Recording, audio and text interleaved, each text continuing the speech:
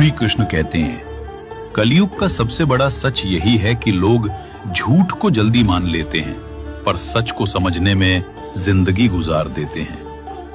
जो लोग सत्य, धर्म और अच्छाई पर चलते हैं, वो इस युग में अक्सर हारे हुए नजर आते हैं, क्योंकि यहाँ सम्मान उन लोगों को मिलता है जो सिर्फ दिखावा करना जानते हैं। लोग चेहरा देखते हैं, चरित्र नहीं।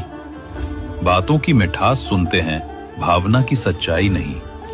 पर याद रखो, सत्य दब सकता है पर मिट नहीं सकता। वक्त जब पलटता है तो झूठ अपने ही बोझ से गिर जाता है। आज भले दुनिया तुम्हें ठुकरा दे, पर अगर तुम सच्चे हो तो मैं तुम्हारे साथ हूं, क्योंकि जो सत्य के मार्ग पर चलता है वो कभी नहीं हारता, वो बस देर से जीतता है। श्री कृष्ण कहते हैं, सत्य